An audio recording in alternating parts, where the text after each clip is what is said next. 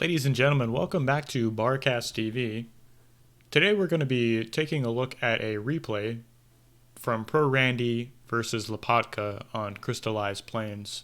And we're going to be doing something a little different today. I'm going to be going through the entire replay from the perspective of Pro Randy here, and even with his player camera on. And I'm really going to gear this towards maybe kind of like a newer bar or RTS player and see what kind of decisions he's making with his unit movements, how he's going about getting an advantage, what decisions he's making to get map control, what he's doing with the map control, so on and so forth. So we're going to analyze this pretty slowly and thoroughly, or as thoroughly as I can. And this is my first attempt at this, so hopefully with future iterations of these kinds of videos, I'll be getting better at this style of replay analysis. But let's get into the replay here.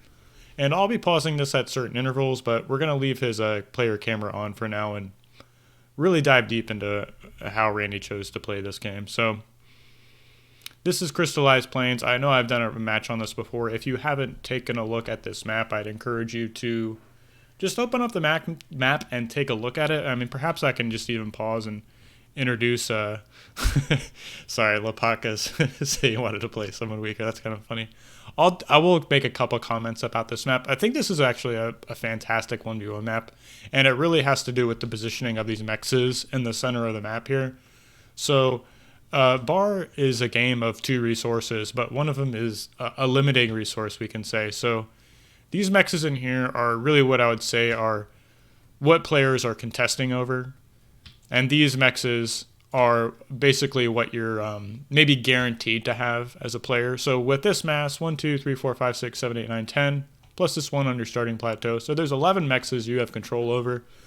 And with that economy, you can, create units, expand, make, LLTs, radars, what have you. But really where the game is won, I would argue, apart from, in the engagements you take or your opponent making a mistake, rather, is how you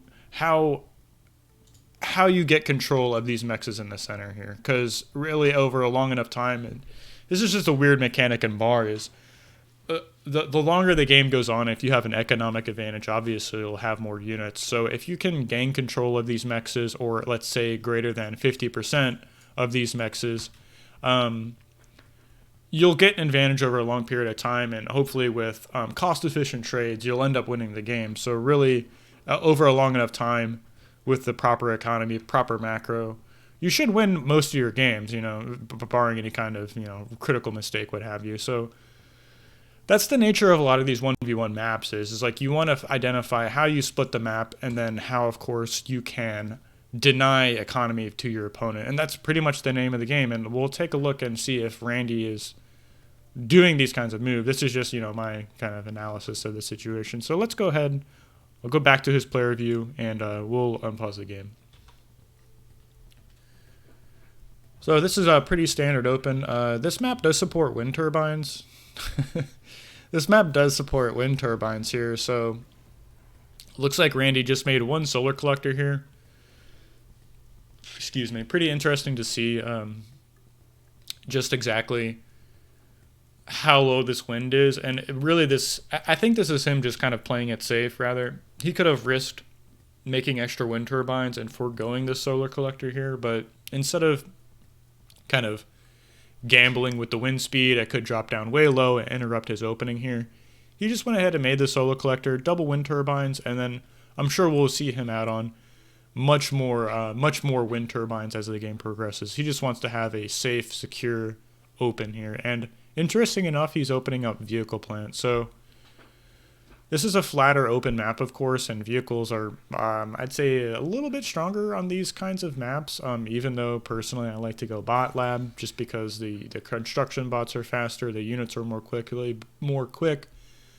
But vehicles, for those of you who don't know, have more HP. They're technically slower, have less maneuverability, but really Randy thinks this is a better choice here over the labs, or so over the bot lab. I'll pause the replay now and just take a look at what he's constructing. It looks like he's going construction bot first out of this, so we'll see him how he chooses to expand with that, where he adds that build power. And Randy's going ahead and adding this radar here at the at this little plateau that surrounds your base. And interesting enough, on this map, we have this intraversable plateau that surrounds your main base. So this gives some great cover for units, for your main base rather. It's like units have to attack from this side up here, they have to attack from here, or of course from the forward position. And really this is like a nice little nestled, protected enclave. I'm not sure what word to quite use, but anyways, the radar positioning is fantastic. We can zoom out a little bit and see exactly how much coverage this gives. For those of you who aren't making a radar on this map in this location, I mean, you're kind of doing it wrong. I'd say this is possibly the best radar positioning. Of course, like over here on the low ground or back here in your main base, you're just blocking some of the radar signals. So perfect radar positioning. I'll go ahead and unpause the replay. Hopefully this snaps back to his player view. There it goes. So Randy is stalling a little bit on energy for now, but I think that's just almost nearly a perfect open though, because right as that construction bot finished, his energy started going back up, and he finished his solar collector. So perfectly balanced so far. We see is at -10 per tick, +7, and he still has a little mass in the bank and isn't stalling energy. So pretty solid open so far. Looks like he sent this one construction bot to expand to the right side of the base and is adding on these scouts. And we'll just take note of these unit positions. Notice how he actually didn't issue a move command by zooming out and then clicking on the map somewhere. For sure, he was actually pressing on the mini map. And for those of you who don't know, of course, we can left click on the mini map anywhere to move around, but we can do the same with units. And I'm really trying to get as basic as possible with this for some of you new players out there. So you can have a unit selected and then right click a position on the mini map and it'll go to that position. So Randy's using that as advantage and kind of keeping his camera centered over where it needs to be. You can see he's taking a look over here at the at that first scout here. I'm sure he's just checking to see if he can get any damage done with this. Looks like he's not going, he didn't dive there to get the mechs. He actually, I'm sure he would have wanted to get that mechs, but he saw Lopatka was kind of stepped forward with those grunts and was able to shoo away his own scout. So Randy chose not to dive on that unit, not to dive on the mechs and kind of risk losing his early scout to may or may not get the mechs. And he spots this construction bot on the left side moving to expand. So we really can't take out construction bots with scouts, but he's just kind of getting an awareness of where his opponent's expanding and how he's expanding, right? Lopatka could very well have been expanding with his commander and leaving that build power in the base, but Randy just noticed, okay, Lopatka's commander is still in the main base. It's pretty obvious based off of the information he's seen, and he's using his construction bots to expand. So not the biggest tell in the world, but just something to note. Some players like to leave their commanders in their main base. We see Randy's already moving out with his commander. And interesting enough, I don't think he has build power left in his main base. We'll take a look. We'll pause the replay as soon as he snaps back to his main base. And notice he's just moving back his scout there. So yeah, it looks like Randy just has one construction bot in the main base assisting the factory. Has two construction bots expanding to the left and right side. And pretty clever here, actually. I'll pause the replay and just comment on how aggression is a defense in these kinds of games, right? So that's kind of a cheeky way of hiding this scout over here. But so to my point, aggression is a way to defend yourself in a way. Like notice how this construction bot is completely undefended here on the left side. He has one blitz protecting this construction bot on the right side, and he's getting a LOT. Let's take a note of this turret placement here. Actually, that's really clever. I'll finish my point about how attacking is actually defending your expanding units. So really the grunts, I'll just turn off the player cam, but most of Lopatka's grunts now are finally starting to move forward to the middle of the map. But for that early part of the game, these early grunts, these first initial grunts Lopatka made, could have very well moved across the map to Randy's side, but upon seeing these initial scouts, that forced Lopatka to stay back and defend his mechs with these units. So a great way to get these expansions up for free is to just have units on your opponent's side of the map. And I know this might be a little more difficult for newer players. It's like, well, you have to micro and macro at the same time. But it's really worth, practicing the multitasking. It's like, eventually you'll develop the skill to be able to do both. And frankly, the early game opens aren't really as mechanically as intensive, say, as like a game like StarCraft, for example. But not the biggest of deals. It still is technically challenging or mechanically challenging to do both, to be able to expand properly, to macro efficiently, and micro these units across the map without really like skipping a beat. So great moves. Being able to do both of these is kind of the hallmark of a stronger player. So really, and you only get good at that really by practicing. So we'll make a point about this placement here. So Randy, with this construction bot on the right side, he has it supported by one blitz, and he capped these two mexes and then adds on a guard or an LLT.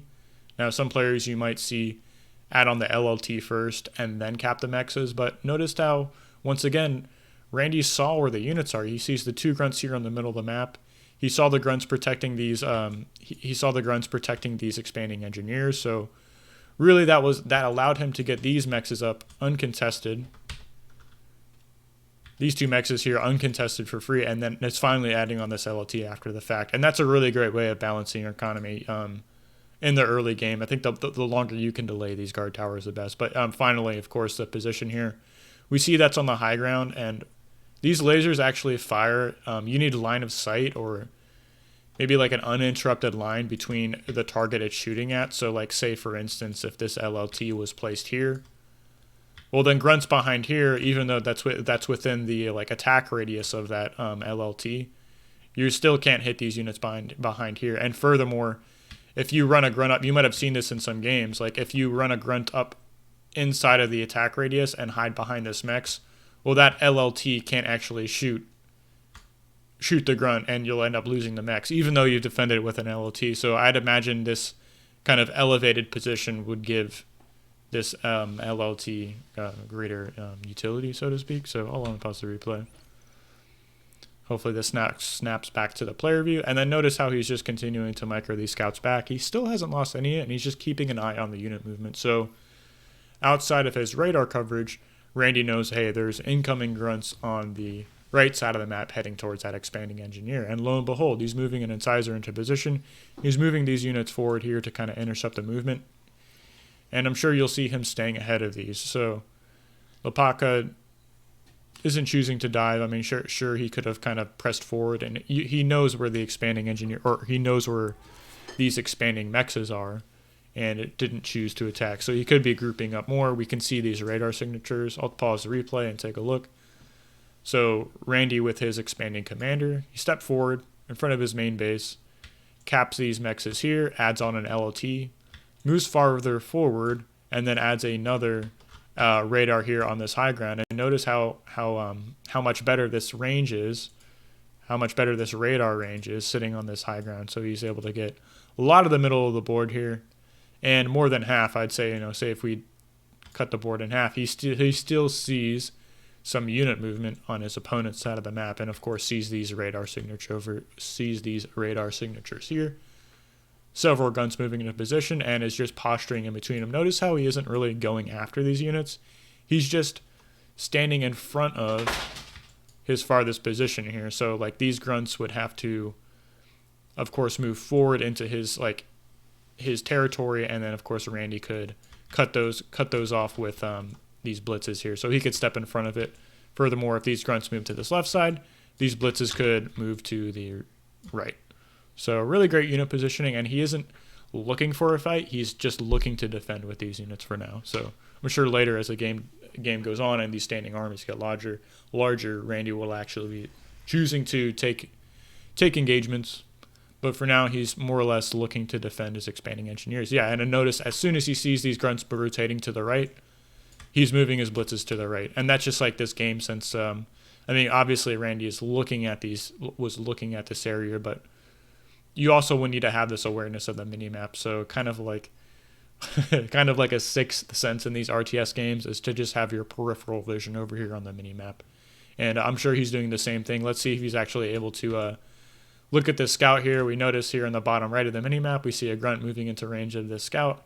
Perhaps Randy will actually react to that in time and save that scout. So not the biggest of a deal. He's more concerned with, deflecting these grunt movements here. And we see the grunts are moving back to the left, so Randy's moving to the left. So really just mirroring the movement of these grunts.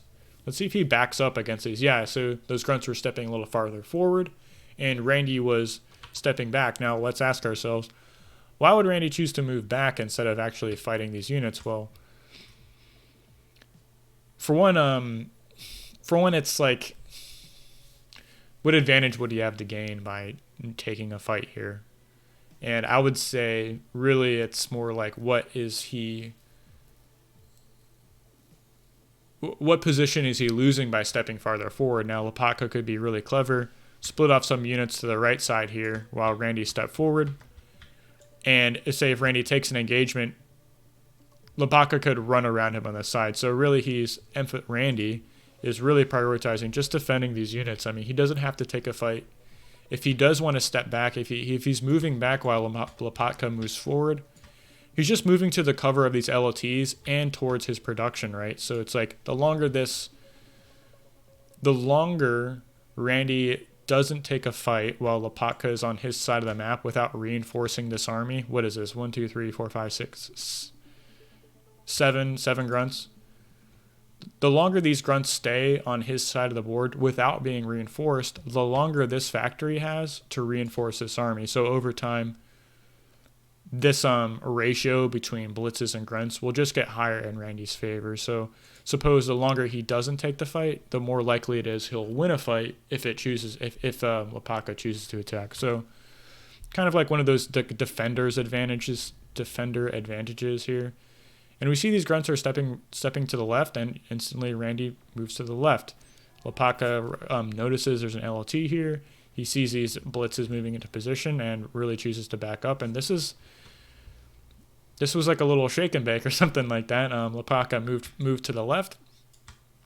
Randy mirrored that movements, and instantly we see under the cover of the shroud here, the map shroud here, we see 4 grunts show up on the right side. So pretty nice move, kind of baiting your opponent to move out of position. And we'll see he might actually get a couple of kills here. Didn't micro properly. He thought the construction bot, Lopatka thought the construction bot would be on those mexes here. And didn't micro that best. He might have been able to get that construction bot, but he noticed he instantly turned it around. Randy, rather, instantly turned this construction bot around to the cover of this LOT. So nice little micro move there. Even though Lopatka was able to kind of catch Randy out of position, Randy was still able to retreat to the cover of this LLT. So hopefully this snaps back to his player view here. There we go. Maybe we'll take a look at the pause the replay here and just see where Randy's at. Still hasn't added on any more wind turbines or power in his main base, but Randy chose to add on these solar collectors here in the center of the board. Now, why might Randy add these solar collectors instead of wind turbines on a map that favors wind turbines, or the wind speed is conducive rather to wind turbines? I'm not sure exactly why. I mean, of course, these are a little tankier. They are, I think they're like less energy. If they only cost mass to produce and not energy. We see that wind turbines actually they cost less mass than the solar collectors, but they actually cost 175 energy to build. So perhaps Randy thought it would be best to spend some of this mass he has in the bank instead of wasting some of his energy and using that energy to kind of feed these expanding engineers, this vehicle plant that's constructing units. So he doesn't want to interrupt his power economy, so he's just adding on these solar collectors. Not exactly sure why, but that's kind of just my guess. We see that Randy added on another forward radar here, so even really emphasizing this radar coverage, an LLT, and it's going to be going into a bot lab in the center of the board. And really, I would argue that bot labs in the center of the board are more effective than vehicle plants, just for the sole reason that the resbot, right? You have resbots that can be on the board where the fight. They're going to be on the board where the fights are happening more quickly. So instead of making resbots out of, say, where this vehicle plant is, and then walking them all the way to where like a reclaim field is, no, you have these resbots coming out of here, and they can instantly move to wherever these battles are taking place and soak up that reclaim. Now, I'm sure that's not the only reason why. you would build a bot lab in the middle, but Randy is approaching the economy stage where you can support 2 factory production, and we can see right at about plus 25 mass income. And I'll say, does he have any other solar collectors being made? I'll just call this 250 power. He's going to be adding on another factory. So let's maybe I'll write that over here. So let's go 2 factory. Oh, is that gonna? I can't write offside the board, can I? Nope. So we'll just make a note. 2 factory production starts at 25 mass income and 250 power. So I'll unpause the replay. Just keep watching Randy's point of view here. Hopefully it snaps back to his camera view. So there we go. See, he's still adding on these incisors. He hasn't moved into medium tank production. That could be a function of his mass income. And he was actually adding on wind turbines with a single engineer. Excuse me. So chose to retreat from this engagement here. Really, I should pause the replay and maybe comment on, like, obviously he could have, I'm going to turn off the player view for a second. Obviously we just had a battle right here, and Randy could have stayed in fight. I mean, of course, 5 incisors beats 6 grunts, but really it's like, what are you gaining from taking a fight here? And it's like, what's the opportunity cost of that? Now we see, like, there's 2 mexes here. Let me turn this off. There's 2 mexes that Randy is denying Lopatka from taking just by being here with these blitzes. So more important than taking a fight and kind of clearing your opponent's standing army is just getting the information and denying these mexes, and that's kind of the point we talked about earlier in the game, or earlier in the analysis. These are the mexes that you need to be contesting over that aren't really kind of guaranteed yours, right? And Randy, so far, he has this forward factory,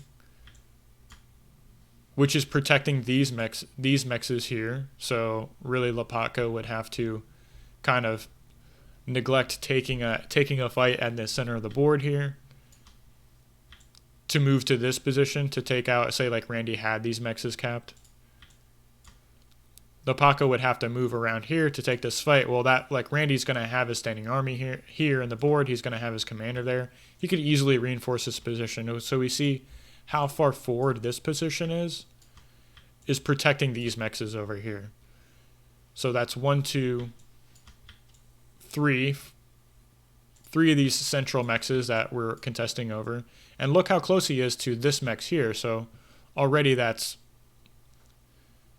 I'm not sure if that's a little more than 50%. He's just leaving 1, 2, 3, 4 mexes for Lopatka to take. And he's already denying these 2. So really of these central mexes here, I'm going to count them again. 1, 2, 3, 4, 5, 6, 7, 8. So there's 8 central mexes. Randy's locked up 2, 3, 4. He's locked up 4 of them, I'd say, by his position on the board, and is denying another 2. So really 75% of these mexes are kind of accounted for. I'll unpause the replay, go back to the player view. So great moves, and we see he's just moving his tanks to the center of the board and is pressing a little farther forward. I would doubt if Randy actually continues to move forward. Yeah, so he's just going to pull his tanks back. He sees a superior number of grunts, and really kiting units is super strong in this game. I've noticed that units that are retreating and firing backwards do so well against these grunts, and sorry, I'm going to pause again. I just want to double check the range on these blitzes. So 230 range, and what's the range on the grunt? Why is that not? I think I need to turn off the player view to see the range on that. Yeah, so 230. So the blitzes and grunts have the same range, but we noticed that while Randy was moving back with his units, he was able to shoot those grunts without them firing. So if you can kite units, it's super effective in this game, I've noticed, and you would want to avoid chasing units down to attack them as much as possible. Well, not as much as possible, but in that state of the game, it's like, well, what does Lopatka have to gain by chasing those units down? And it's really like,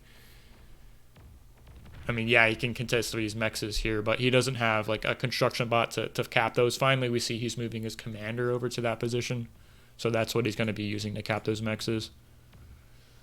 And I'll just take a note of the efficiency of Randy's open with these expanding construction bots. Notice that as soon as he finished capping these two mexes and adding on the LLTs to protect them, he's using this construction bot to move to this position here and cap these mexes. And he's got his commander in the middle of the board, adding on more solar collectors. I'm really actually kind of interested in why he's adding on solar collectors and not wind turbines. I think it's more or less like he's really just emphasizing increasing his power economy. He has wind turbines being built in the in his main base on his side of the board, and these are very vulnerable, as we all know. And notice the spacing on these actually. So this is something you can do in bar is make a template rather, or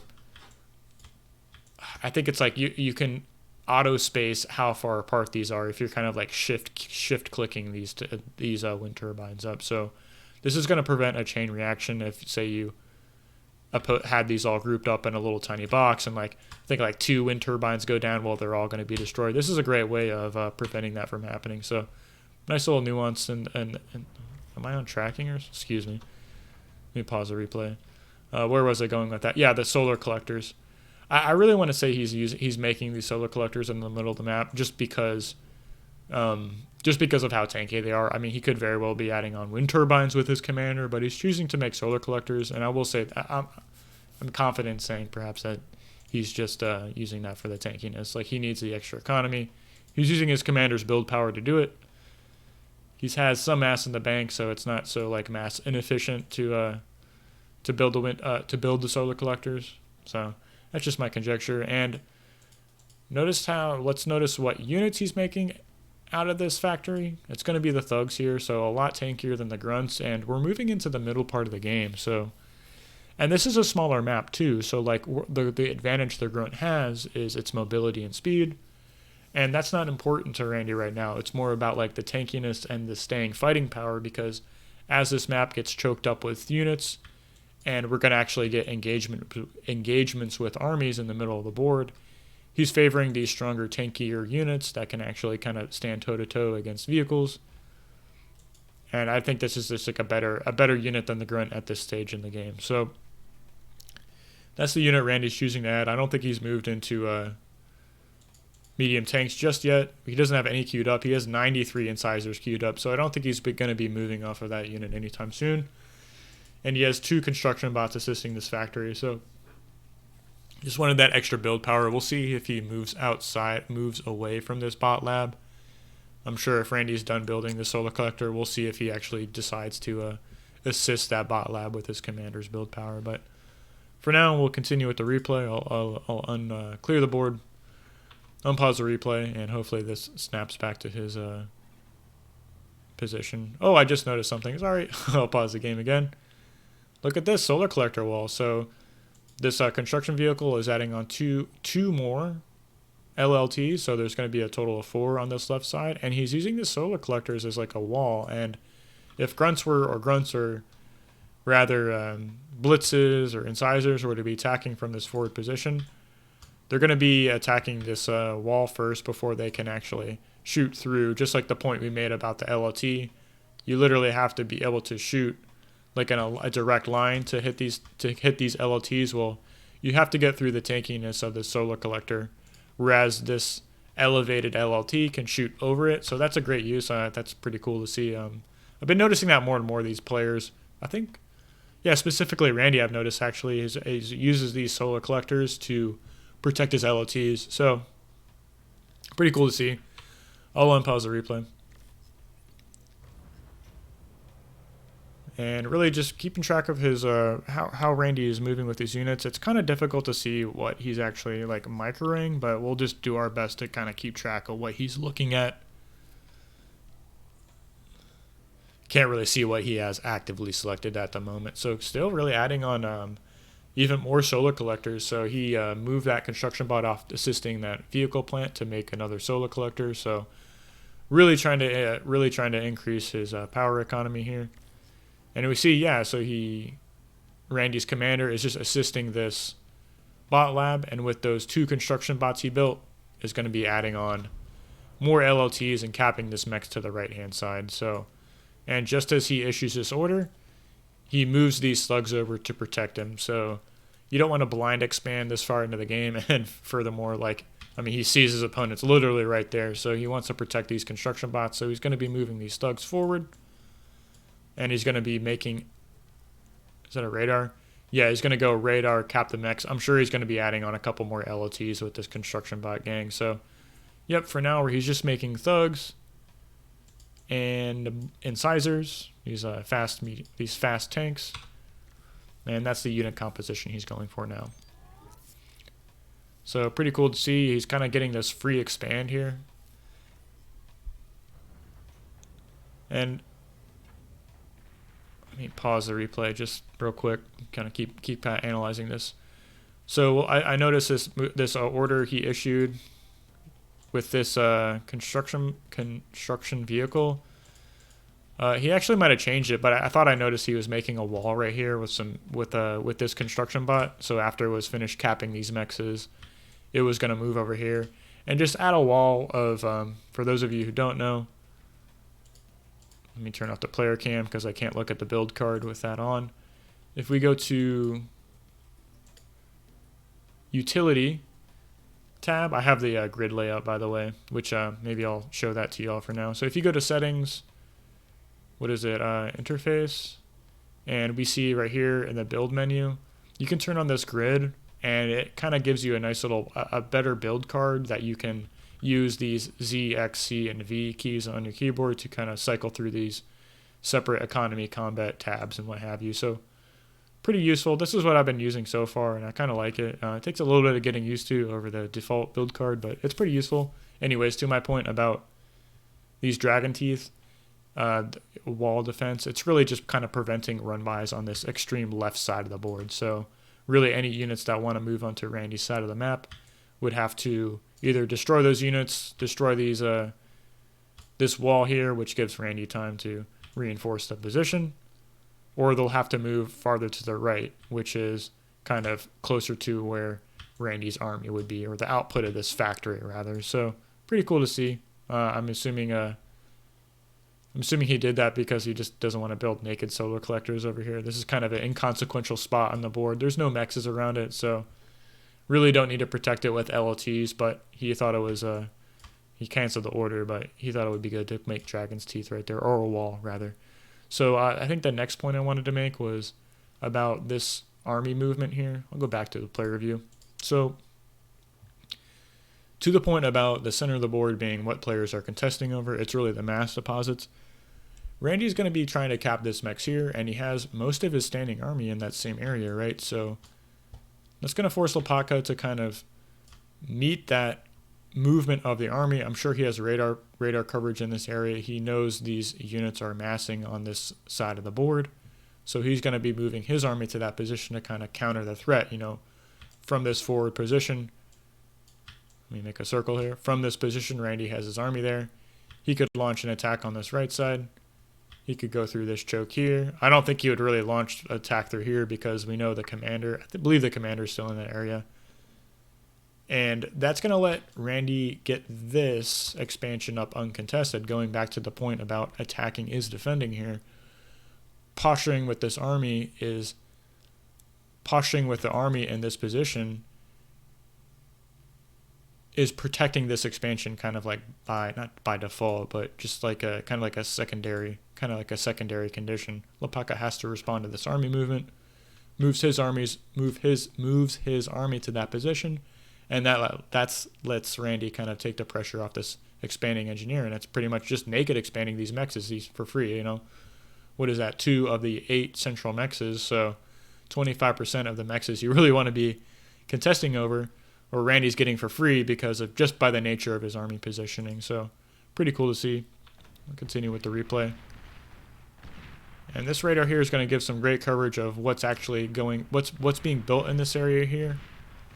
And Randy's just stepping even farther forward. He doesn't have to take a fight here, but he can shave off an LOT. He doesn't see the army of Lopatka moving in position. And notice this radar signature here.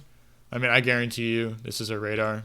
I mean, just by the notice of the position, like we have the same radar built over here. So for sure, maybe perhaps Randy will move his units over there. Yeah, we see the movement of these thugs.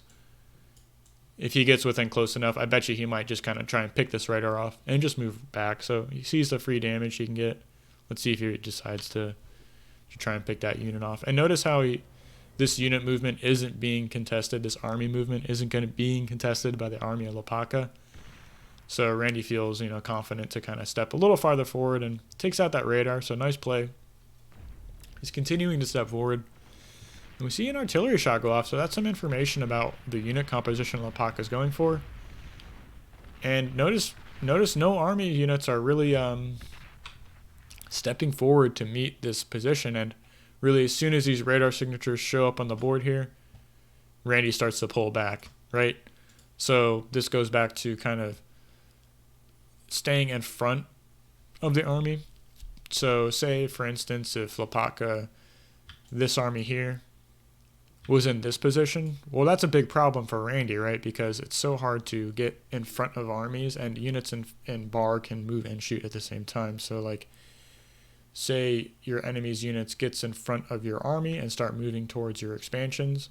Well, that's kind of a bad move. That's like bad news, because you want to be able to kind of step in front and prevent their movement from getting to these expansions here, or even the main base rather. So as soon as Randy sees these units of Lapaka moving farther forward, well, he's moving back to kind of meet that. You don't want your enemy's army to get behind your army, right? It's just, you need to stay in front of the army so they can't move past your units. And like, this is the part of the board he's protecting, right?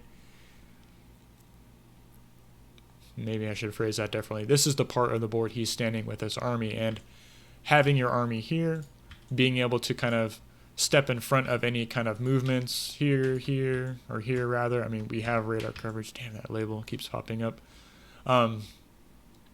You really just have to stay in front of armies. So that's pretty much it. I'll unpause the replay. We see he's looking back at his main base. He added on the solar collector, and I think he just issued an order to have that construction bot continue assisting that vehicle plant. So it's a shame we can't see like what units he has, like hotkeyed or idle engineers or anything like that you normally see in your UI. And see, these units are moving to the right. Lapaka's units are moving to the right and up. He caught those radar signatures. You really got to pay attention to that. Even though those units are kind of outside. Where's his nearest radar? I think it's right here. Yeah, so that radar coverage only extends to that position, the edge of this green line here. He knows the intention of this movement here. It's to run past his army, right? And he's just moving to get in front of it, so to speak. So, really great movement. We'll see if he makes an adjustment if Lapaka chooses to turn around. Yeah, see, this is perfect, right? Notice this positioning here. He's in between Lapaka's army. Randy is in between Lapaka's army and Randy's bases with his units. And notice how he's moving with the army. Spots the commander. As soon as Lapaka starts to retreat, Randy's kind of following him. He wants to kind of shave off these units. And then he's moving towards his little solar collector LLT wall. And that's an interesting little reclaim field. Not the largest reclaim field, but definitely not negligible. And look how well Randy was able to deal with those armies. There was just like 3 blitzes left over. 3 or 4 rather, and some of them might be a little bit damaged. And these LLTs and the solar collectors are kind of pretty much more than enough to defend against that. I mean, traded a lot of incisors for that, but I didn't notice this. But with that same movement, Randy has moved his thugs over to this left side of the board, so he's going to be shaving off that expansion here on the left side, and that's going to force Lapaka to kind of deal with that threat. Of course, Randy could continue moving south towards that main base, and we see he issued those exact movement. Issued those exact move commands. So notice how he splits off some of these thugs here. What is that? 6 thugs to deal with these 2 LLTs and clean up this mechs. And then with these other thugs here, he's kind of stepping through the gap and moving to take out these extra mexes here. So what is that? 4 mexes. And how many mexes do we have on, air quotes, our side of the map? Let me clean this up. What is that? 2, 4, 6, 8, 9 mexes. So 4 of 9. Is that 45% or 40%? A lot of the economy. And back to the original point. Let me turn off that label. Randy has 2, 3, 4 of these mexes in the center capped. So 4 of the, what is it, 2, 3, 4, 5, 6. I'd say 6 central mexes here. He has 4 of the 6. So nice advantage to Randy, I would say, here in the center of the board. And we'll take a look. 4 incisors, blowing up the solar collector, but guess what they're not doing? Destroying these metal extractors. So metal is the most important resource in the game, and this is a nice little reclaim field actually, but just great job deflecting that movement. 4 incisors is definitely a lot less than the size of the army that was there. And Lapaka's continuing to kind of move forward and pressure or threaten the main base here.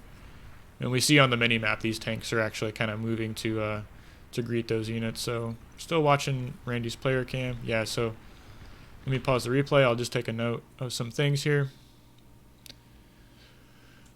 Randy's moved into these medium tanks, so definitely as the game progresses, we're still in the middle part of the game here. He's got a lot more build power in the main base, assisting this factory, but he's moved into these brute production, so he canceled the rest of those incisors, and he's just adding on 10 tanks and 2 construction bots on repeat. So pretty cool to see. And notice he's moving these incisors to kind of deflect this unit movement here. So he wants to protect these mexes, and of course his main base. And he's moving to get in between this army and, gosh darn it, this army and these mexes. So that's where he's moving. Gosh, I mean, Q is draw without labels. I'm pressing Q. I don't know why it keeps putting a label up. Anyways, so he cleared out the mexes and the LLTs with these thugs here, and he's moving towards the center of the board. Now he very could well with these thugs. He's moving this way, but say an army was to kind of greet that unit movement, he could usually just move back to the protection of his factory output. These thugs over here in the LLTs. And I imagine he's going to commit with these thugs and try and get as much damage and trade as efficiently as possible. Or pretty far forward, but, I could be wrong. So, looks like these thugs in the middle of the board are trying to attack move to these 2 mexes in the center, these 2 mexes on the far right. And I'm pretty sure Lapaka's commander is still, I think Randy knows his commander is there. So I can't imagine this is a dedicated attack. And Randy has issued some reclaim orders with these 2 construction bots and construction vehicle. So I'm not sure if he's really going to commit with these. You can see he's got like a movement order to this far right mexes. I believe if he sees like a larger standing army there, he would kind of flip that order and move back to the safety of this commander and LLTs. So I'll pause the replay, clear the board. We're back in his player view. I want to take a sip of coffee.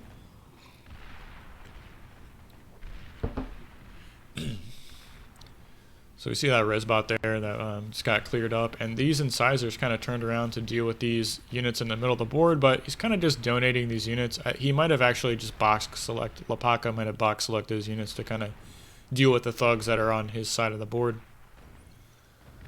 We see these thugs are doing a great job of clearing this expansion on the right side. So Randy really just emphasizing controlling and denying these central mexes from Lapaka, those 6 central mexes that you're really contesting over on this map.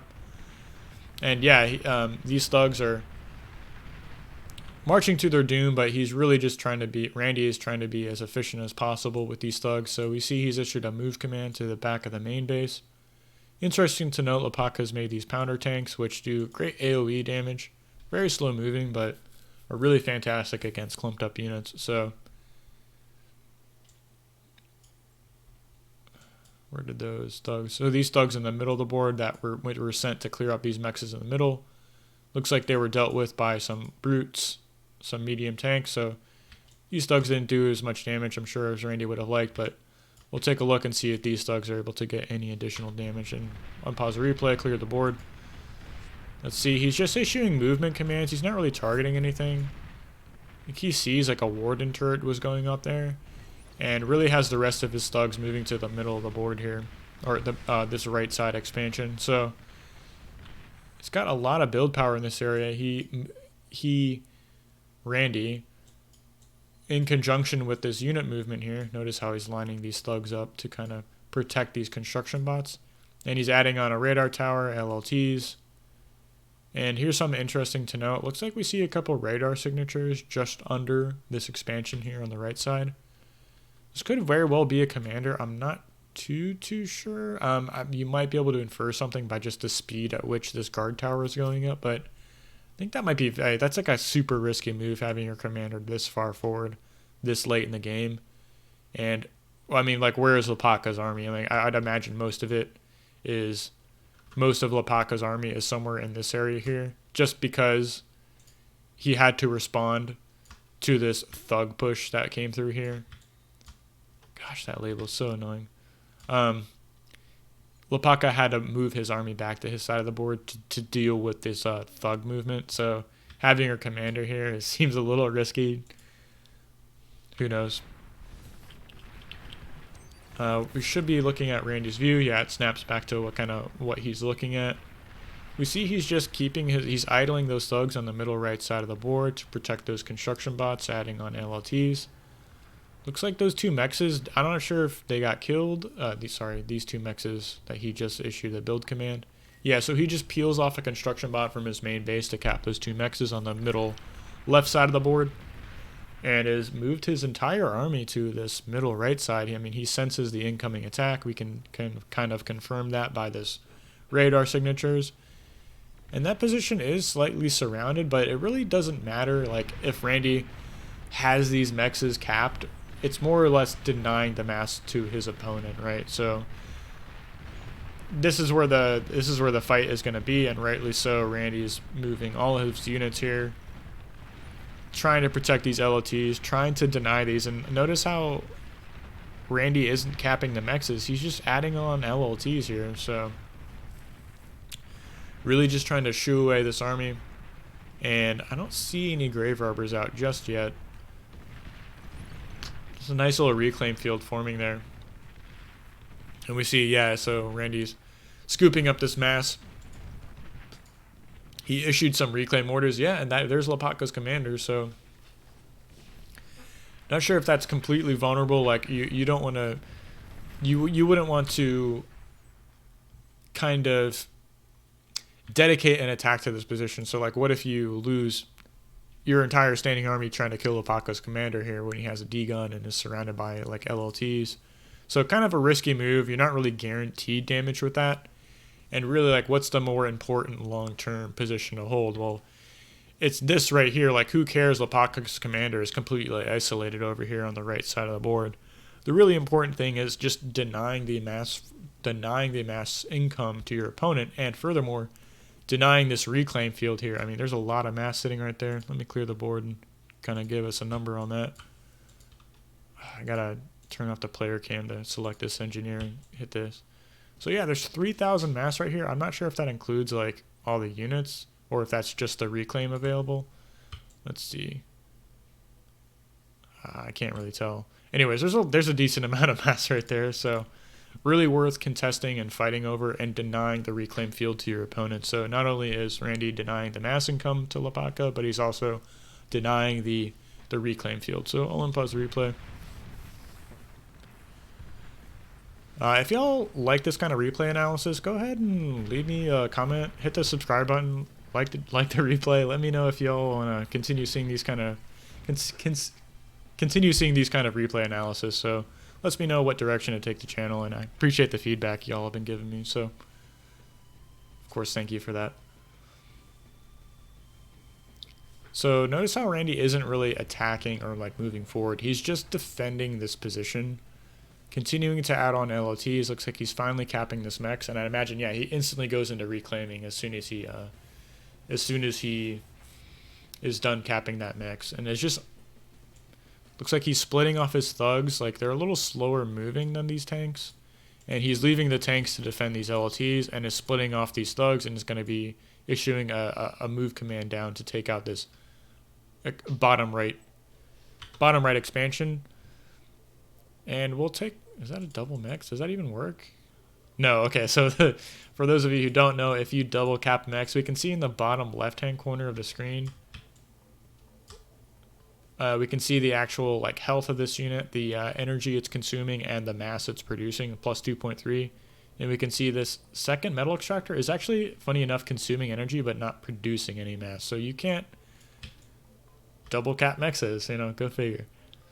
Back to the point I was making. So notice as soon as Lopaka started to move this army to this position here, Randy mirrored the position with his army. So you wouldn't want these units, Lopatka's units, to kind of sneak through this area here and gain access to, I know you're kind of like walking into the production output of your opponent, but back to our original point is like you need to mirror your opponent's movements and not let them get past your forward army to, kind of get into your back lines, because as soon as they get past your army, it's so difficult to run and catch up, and the units can move and shoot. So as they're running and moving through your base and mexes killing everything, you're sitting there kind of trying to catch up, and just not a good spot to be in. So we see that Randy is continuing to add on LOTs on this middle left expansion, and I believe he just issued a build command to make some fortifications. I'll pause the replay and take a look and see what he actually issued. Yeah, so he's finally going back to adding on these walls right here to kind of prevent run-bys on the extreme left side of the board. So pretty cool to see. I'm going to clear the board, unpause the replay. Excuse me.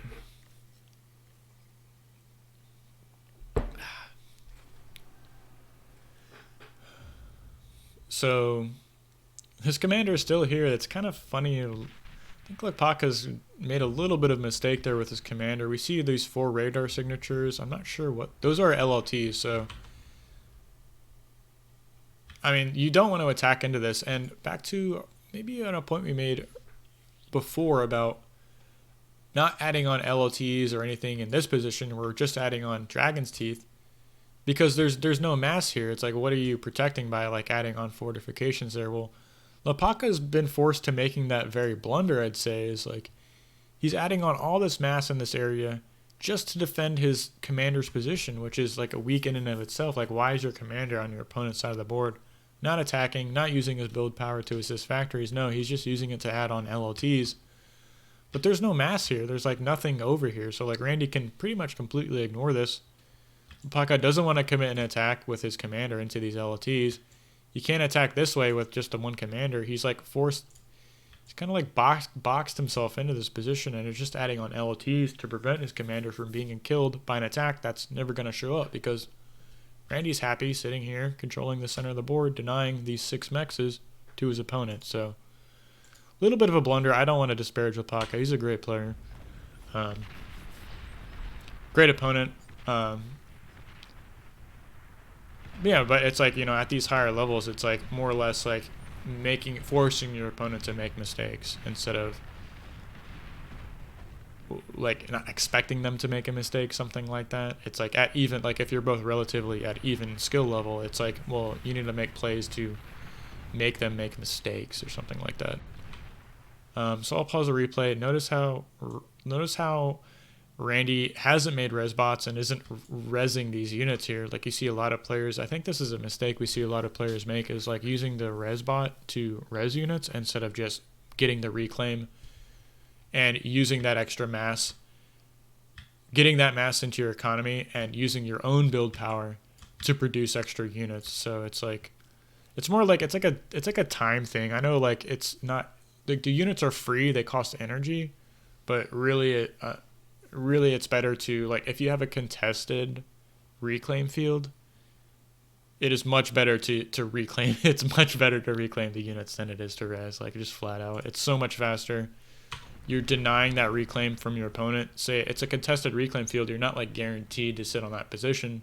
Your opponent can make a move and push you off of it, and that, hey, he has the reclaim field. You were sitting there like a boob trying to res the units instead of just like sucking up the mass as quickly as possible. And like, we'll just take a note. It's like, what is this position worth? Like, well, not a lot. There's no mexes here. There's no strategic importance of this position unless there's a reclaim field. Well, guess what? The reclaim field's gone because all he did was just immediately suck up those units. So Randy has the opportunity to Now that the reclaim field is gone, he can attack from this position. He can move to the bottom right. He can move back to his base. Gosh darn it. He can move back over here and kind of make an assessment of where to attack next. We will make a comment.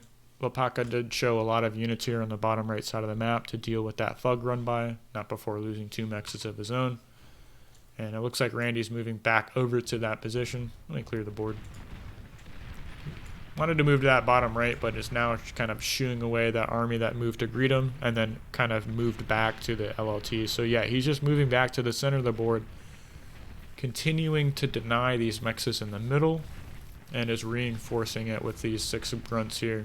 Sorry, 6 brutes. So really, the longer this game goes on, you're kind of like forcing Lopaka's hand. He has to attack this position. And it's like you can't let your opponent sit on +6 mexes compared to you and expect to win the game. No, you have to force him off the position. And it's like, well, guess what? Now Lopaka is attacking into Randy's entire standing army, reinforced with LLTs and radar positioning. So you're not going to catch him off guard. Look at this nice little radar positioning here, just kind of keeping track of that enemy commander. And this game should be coming to a close. We see like the position Lopaka is in now. It's like he's wasted a lot of mass and time trying to control this position with his commander. Randy has the center of the board here. All +6 mexes going to his economy. We can take a look at the statistics. Well, it won't show us the difference between total mine by Lopaka versus Randy, but I mean, we can just take it. We just know Randy's been sitting on +6 mexes for the better part of the game, or 16 minutes in the game. Of course, he has more mass mined, and it shows with this like huge standing army. Randy's in this position now. He doesn't have to attack anywhere. All he has to do is defend, and the longer he defends successfully, the higher % chance he is going to win the game. He's forcing Lopaka to attack a bad position, or like taking a bad fight, so to speak. So it's like he's finally moving into air. He's making air transports. I'm not sure. This is kind of like a win more move or something like that. I'm curious to know where he's going to be sending this, but he's made 3 air transports, 4 air transports, and is picking up these thugs. So look at these solar collectors walls. Sorry, I'm just kind of gushing over this, but yeah, these are pretty cool to see. Solar collector walls. He's going to be dropping thugs in the main base, so a little cheeky. This might actually cause Lopaka to tap out. I mean, he's trying to take a fight. He's trying to push Randy off of this position here. Coincidentally, there's a warden turret, and I don't know. Oh my gosh, he's dropping him on the high ground here. So he takes out the radar and is going to start targeting down these wind turbines. And that warden can't even shoot in that line of fire, so pretty cool to see. I'm going to pause the replay here just to take a look at this. Back to my original point. I'll turn off the player camera. Did this warden stop firing? I believe it did. I don't really want to unpause this, but it's like this is a pretty cool position, and you could have. We don't really see this done a lot in bar, but in these high ground plateaus, where back to our point about line of sight, like units need to be able to shoot in a straight line. That shoot like it's not like point. I'm not sure what the word is, right? But like these units that have like arcing shots you can put on these high grounds, and it's very difficult to clear them off. I mean, on some other maps like I think it's a Ravaged, where you have those plateaus in the center of the board, you can just park artillery up there. They shoot those lobbing shots against things around it, and like units can't shoot the units that are on the plateau. So pretty cool move. But really what's happening here, go back to the player view, is it's this fight here in the middle right side of the board. It's like Lopaka has to attack this position. He's forced to make this move here. He's attacking into wardens, Dragon's Maw turrets, brute tanks, and this is never going to work out here. I mean, even if he does finally clear those units, he's not going to be taking a cost-efficient trade. He's leaving a huge reclaim field for Randy, and finally that thug gets taken out by the warden. So more Hercules scooping up units here, but this is kind of the death rolls of a game that's nearly over. Desperation, Lopaka might be trying to get a commander snipe, and Randy just pulls the commander out with an air transport. So really the only possible way Lopaka could have won this game is by sniping the commander there, and Randy's just able to deny that move by safely moving his commander away from that position. And finally we see these shurikens, so maybe one of the one saving graces, and we can see the outcome of your opponent's army moving in front of yours, or getting in front of your army, is they can move and shoot. I mean, what's at risk now? This game's very nearly over, but we can see the effects of an army getting in front of yours is finally you can like clear out these like solar collectors. I mean, he can threaten this position here. I mean, 2 LLTs is not enough to stop these brute tanks. So say this game was a little more even. This is a great move here. Lepaka is making a great move here, getting in front of the army. He could sweep through here and very well take out this expansion. He could go and take out this expansion before Randy could even have a chance to like run this down and chase it. Now, fortunately, he has these shurikens. It's going to paralyze these units and stop them from moving, and it's going to let that army it's going to allow the army to catch up and clear out this run by. So pretty cool move. But really, like, the position we're in now is there's a huge reclaim field in the center of the board, and if it wasn't obvious how important that position in the middle right side of the board, those 2 mexes are, it should be even more obvious now how important this position is. Let me pause the replay. How important this position is, just so we can see like how much mass is sitting right here. And look at this, instantly Randy reclaiming this. He has some construction turrets here that, for those of you who don't know, you can put construction turrets on you can issue a fight command or a fight order, and they'll start like instantly reclaiming and repairing units. So pretty cool to see. And Lepaka is stepping forward with his commander out of this right side of the board. He gets a D-gun off, kills an LLT, but really, like, there's nothing over there worth attacking. There's no reclaim. There's no mexes. Randy, I mean, you could snipe that commander with his standing army, but he's not going to worry about it. It's inconsequential. The real important part of the map is in that reclaim field. And finally, Lepaka calls GG. So I hope this kind of replay analysis was worthwhile. I hope you learned something. I surely did. There's some pretty cool tricks. I really like the solar collector walls Randy was using. We saw the little wall here on the right side. But really, on this map specifically, it's like on any kind of 1v1 map, it's like you have to look at where is the split map position and what mexes are contested, right? What part of the map is yours?